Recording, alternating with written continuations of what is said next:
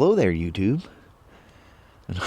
Welcome to Thursday, the 26th of December, the day after Christmas. Man, what a crazy night and crazy morning we have. I just come out because all of a sudden the roaring stopped. We were without power for about 4 hours until I think it came back on at like 6 o'clock. Sunset's at, geez, it's almost 8 o'clock here. It's like 7:50 something. Though we have gained 6 minutes on the sunset side, so we're 6 minutes later for the sun. I think the rain's coming right back again. I seen a bright spot when I looked out here, and I thought, well, it's a good time to go start the vlog. But yeah, whoa, it was crazy. The winds knocked all kinds of stuff over. Even this heavy man gate thing was swung out the other direction. There's a bunch of banging and crashing, all kinds of stuff carrying on. Branches laying on the ground. Lord knows what happened. Flip the garbage can lids up. Look, 2 of those old dog blankets are on the ground. I need to get those things and put them somewhere where, maybe in the overhang of the chicken coop over here. Let them things dry out. But you get a nice couple of nice days going, oh, they're about dried out, so take them out of there. And yeah, next thing you know, they're everywhere. I see stuff blowing around on the porch of the little craft house out there too. It was crazy last night. I woke up and started, that's why actually the video would have been released a whole lot earlier, but I fell asleep for a little while. I was done with the video. I was just sitting there. You got, a bajillion hours of battery life on the MacBook Pro and the iPad Pro that I use for doing the videos. So I had plenty of time. I got all the way through everything. And the iPad was I think it was at 81% when I started. And it made it down to 54%. That's after crunching and rendering video and stuff. Why do you guys always drink out of the puddles instead of your dog bowls? You got a bucket over there that's slam full. What's the deal with that, Danny Goo? Danny Magoo. Following me out here is risky. It could start pouring down rain at any moment. Man, what a mess. So, it cleared up a little earlier. It stopped raining. It was still dark looking, and I hear the dogs getting excited. I go, what are you doing? He goes, I'm taking Sasha and Annie, let them do a little run. And, man, I don't think they were out there 10 minutes. And just a downpour. Those old tin roofs, they're great and last forever and whatnot, but, man, are they noisy in the rain. It's really interesting when you get a hailstorm, or we don't get really hail per se, but get a lot of sleet. But yeah, that's the way our day's been. Very wet. Although I like that little patch of clouds here. Sun's out that direction somewhere. If a hole would pop out, we might see a little sunshine. Hugoo. Of course, everybody was still asleep when the power came back on, and so I think the noise and everything coming back on woke Kelly up, and first thing she does is go in there and use the bathroom, and she comes in and goes, we got no water. So when the power came back on, it tripped a little sensor in there. You just got to go in there. It's got a thing when the water pressure gets low, it'll kick itself off. Just got to go in there and hit this little start button, hear the pump go, and then click it to on, and she'll run. That's my fault. We shouldn't have got that style. I know they're safer, but they're a pain in the butt because you can lose the pump or lose your water. That main gate stayed where it was. Man, that was crazy. Yep, and here comes the rain again.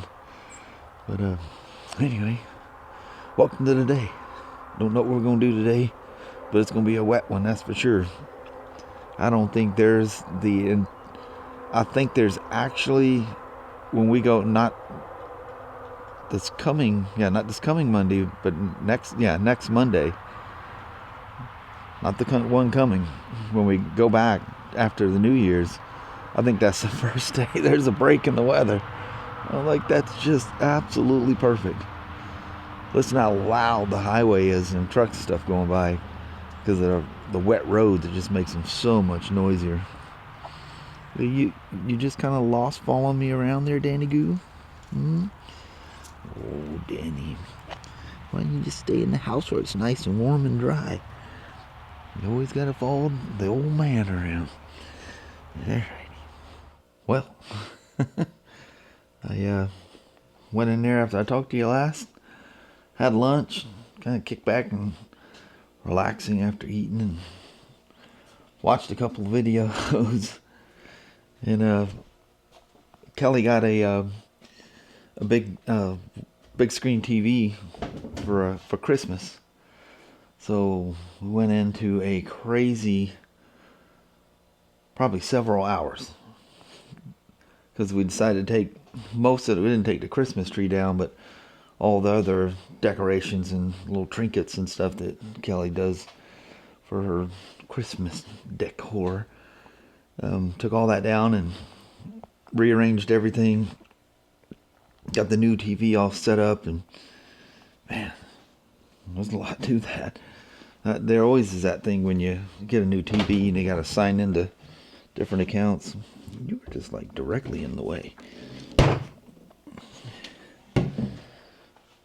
But anyway, got all that done. One of the guys, I don't know if you guys ever come across this Joe Ryan. I believe he's Australian, but he's starting a new series on a channel where he's riding a Himalayan scram through Vietnam.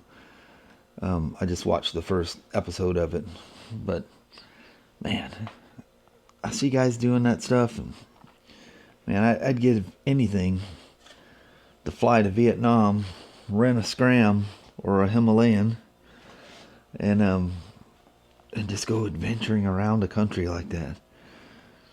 And God, there's another that she reminds me of Itchy Boots, Crickos Adventures. She's a gal from Sweden, and she's doing this trip, this long adventure on an older Honda. I don't know if it was XL or XLV 600, one of the old Transalps, the little 600 twin that was around for a while. And I think that bike's been gone since the 90s, unless maybe in her country it's still around. It looks old. It looks like it's from the 90s. But anyway, she's traveling on that, and going through. She's in Iraq right now, and man, these adventures that these guys and gals do just makes my head spin. But that's a couple of really good channels if you want to binge watch some crazy adventure. Those guys, and of course, if you haven't watched Itchy Boots, she's on her own tour right now, and her bike just got stolen. It's crazy. The latest one. If you're not keeping up with her, or actually any of those three channels, you really need to look into those things. Man, that's in your mind. I watch those things, and my head just swims with all the ideas of doing that stuff. And I love that all of them are on, basically, of course, Cricos, that 600 Transalp, that's pretty decent sized bike, physically. But they're older. Not that the Himalayan or the Scram is older, but it's older technology. It's just stuff that works. Absolutely works. You can work on it yourself. You know, out in the jungle you could service that thing, you know, with just a small amount of tools. But yeah, I dream of doing things like that. It's just you can want a whole lot in one hand and, you know, whatever in the other hand. But, you know, dreams are dreams. You're not going to realize them unless you jump out there. I just don't know, you know, how I could do that right now, you know, and leave Kelly behind, you know, and taking us both. You know, I mean, you could do something like that, but wow, the expense of doing something like that would just be crazy. Or maybe it's not so much, you know. Cost of living and stuff in those countries is not very high. It's not, you know, might not be as bad as what you think. Man, would I love to do something like that. And I love how they just, you know, they're like minimalist planning for stuff too, is what amazes me. I'm terrible, you know. I got to go out and buy new panniers and toolkits and things. I'm terrible. I will overthink stuff. Every time I way overthink stuff. And the older I get, the worse that seems to get. It's like, you know, working on motorcycles at work, you know, I overanalyze and overthink everything. Then I end up, you know, taking forever to do something. But, you know, I make sure it's right. And I do that with my own stuff, you know. I mean, mistakes, it's, you know, there's not a perfect world. Mistakes can be made, can be had.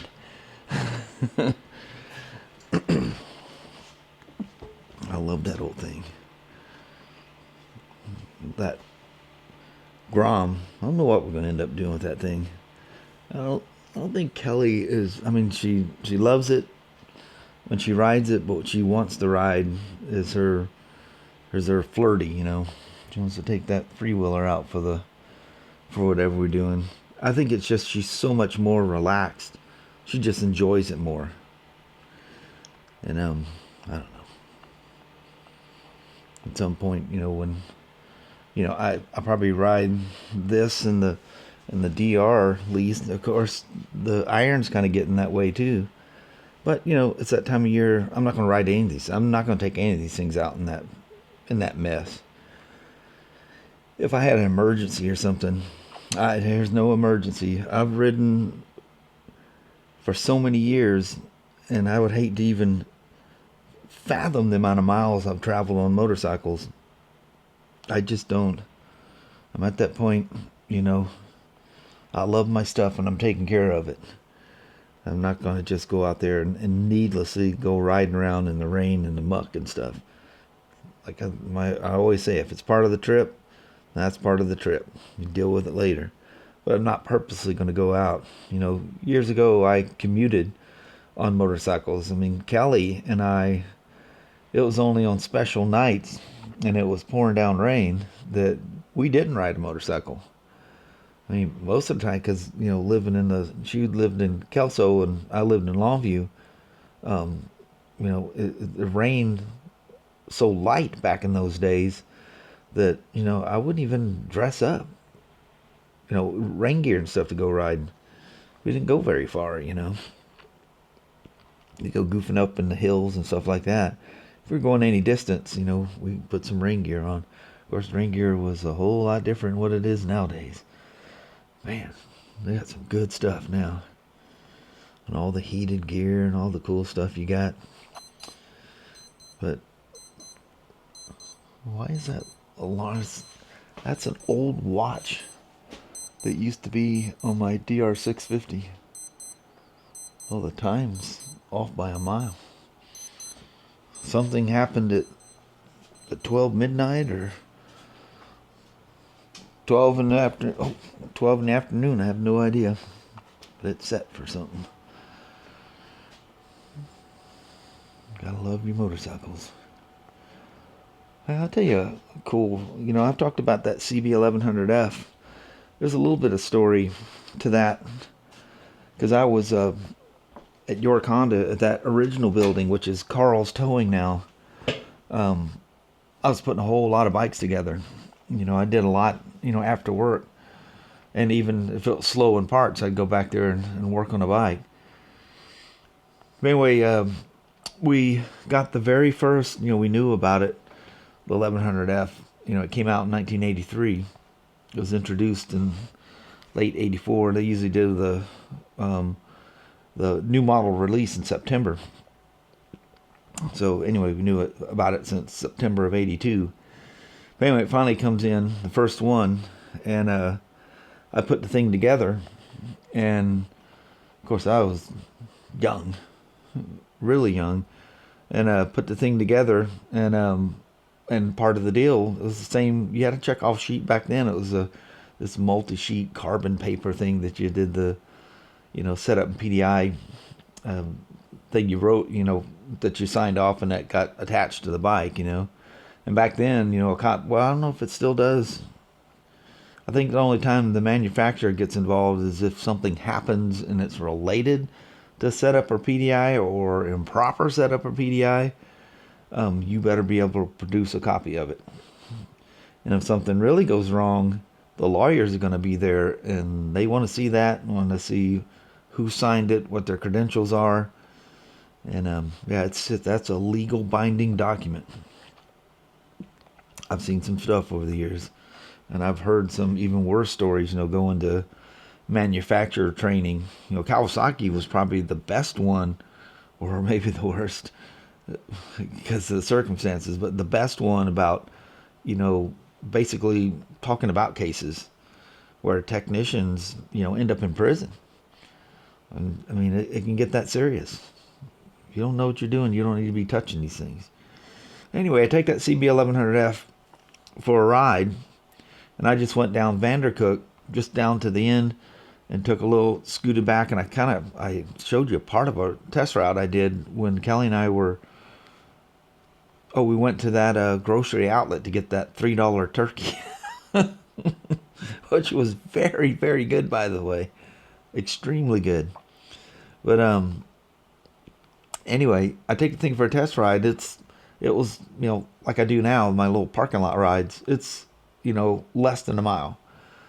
And the guy comes in the next day, and he finds out that his kid put his CB1100F together and blew a gasket that I test rode it. And I remember the owner saying, you could, the old customer is right. If you got mouthy, you got it back in return. It's not like the way things are today. You just gotta, take it. Although it's getting better, it's getting a lot better. Where, enough's enough, of just bend over and let a customer abuse you, which it seems that's the way it's been about the last 4 or 5 years or so. That's terrible. But anyway, so he blew a gasket, and he knew who I was, because I was actually I was just a parts associate. I was like a kind of a do-all thing there. I worked the parts, but I think I spent as much time back in the service department as I did in parts. But anyway, he knew who I was, because I sold him parts and different things, and he was just an absolute jerk to me for the longest time. Kept coming in, and he goes, saying, did I do wheelies on it? And he goes, I've seen you, riding your bikes and stuff. You better not treat my 1100F that way, and all that stuff. Well, of course I wouldn't. Don't ever do that with your customer's bike. I mean, it's just doesn't even make any sense. I've known some employees that did stuff like that, crazy stuff. But anyway, the next one that come in, I was so infatuated with that bike. I had the 750F and the 900F, and just the booming torque of that 1100, which is absolutely laughable nowadays, but that was a lot back then in 1983. And man, and that quarter fairing that it had on there, we only seen those fairings like going up to Canada and stuff. I think there was a CX650 that had that fairing. There's a couple of bikes, overseas and even up in Canada that had that little quarter fairing on there. But anyway, the second one that came in, I had to have it. And boy, well, I was the happiest kid ever. I mean, that was probably, at the time, that was probably the most excited I had been for a motorcycle in quite a while. I would say probably my first big street bike was the brand new 81 with the kind of orange, like two-tone orange red stripe that went around it, just jet black. CB1100F. Man, that was back in the days where Honda, the CB1100F was the factory super bike that they were racing. Of course, they were 1,019 cc. There was some limit, 1,019 cc, something like that.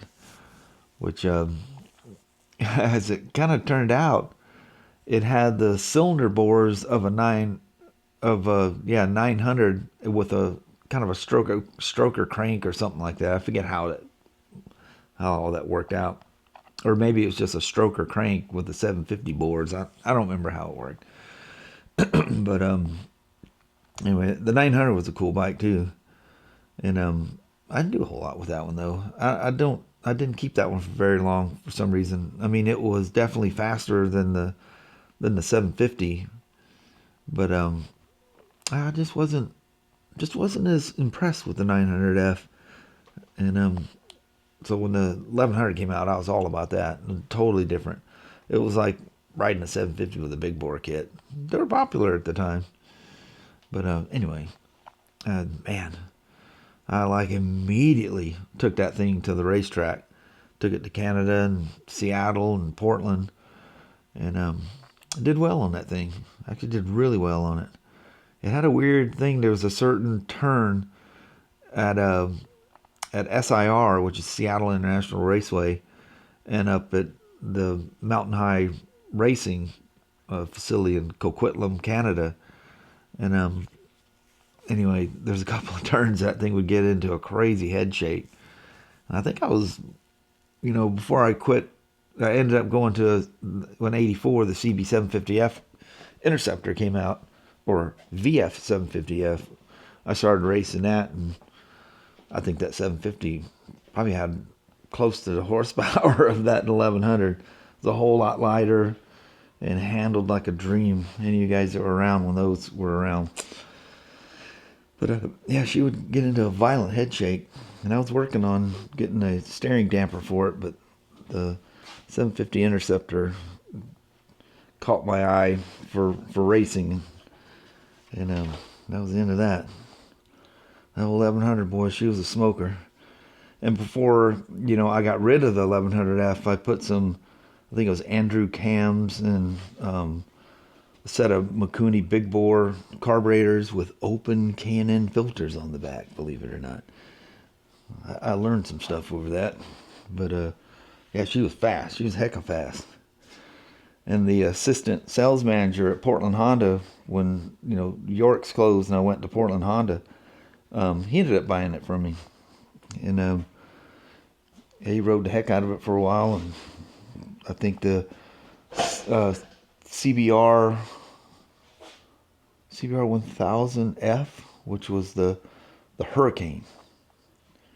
And yeah, that was truly fast. That was modern fast at the time. But anyway, it's late. It's like 11 o'clock at night. And I need to go grab Mama and do a goodbye out there on the rainy porch. And we'll call it a day at that. Appreciate you hanging around and listening to me yammer on.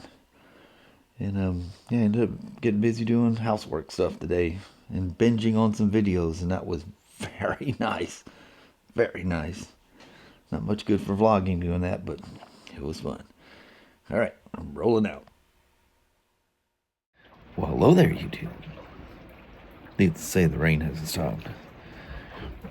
Just that one. There's a couple of times it stopped for a little bit. Mm-hmm. I got out there, but then it came right back. It was just misting. Thought I could start the vlog earlier today. It didn't last very long. Rain came right back. Nothing like the crazy storm Oh, man. There was things banging around here, things flipped over, and metal gates swung open, and it was crazy. Yeah. And power. I don't have nothing. About the time. Leo. Leo. Lou, say hello. Oh. Crazy old hound dog.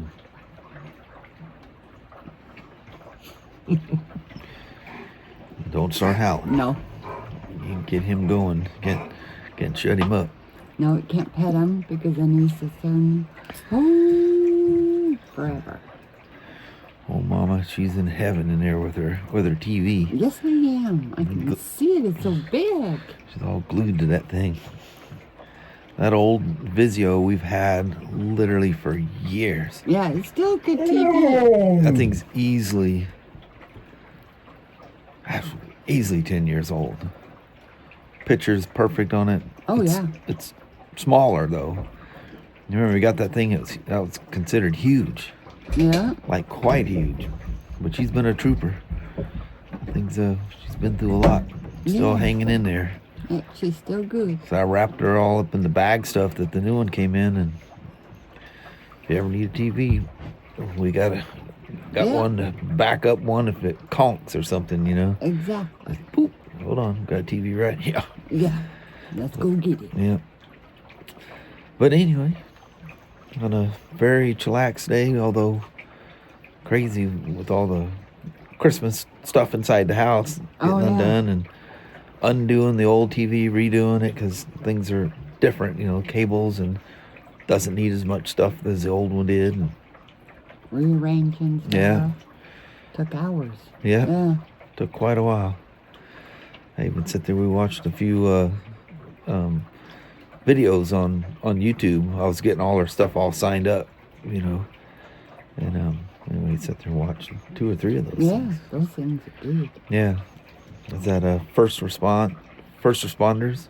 Yeah. It's a U.S. cops.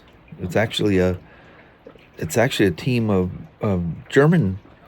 It's a German TV thing that's over here in the States. Film knows they're in Alabama and Nevada, and it's actually a TV show that shows over in Germany, but they post it on YouTube under first responders, I think is what it's called. Mm-hmm.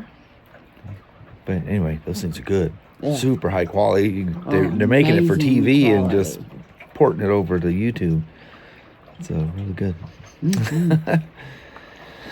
But anyway, I reckon on that, we're going to bounce on out on you. Alrighty, well, thank you guys so much for watching. We really do appreciate it. We will talk to you tomorrow. Same smoke time, same smoke channel. Don't forget to give her a thumbs up. And you guys have a wonderful Friday or Saturday. Yeah, today's Thursday. Yeah. I was thinking tomorrow's Thursday. Yeah, Friday. Yeah. We don't have to deal with the rainy drive to work, though, Yay. Thankfully. I know. Yeah, that'd be nice. Mm-hmm. So, on that, we're going to roll out. We will see it's you late. In the morning. It is late. But anyway, we're bouncing. All Thanks right. for watching now. Bye-bye.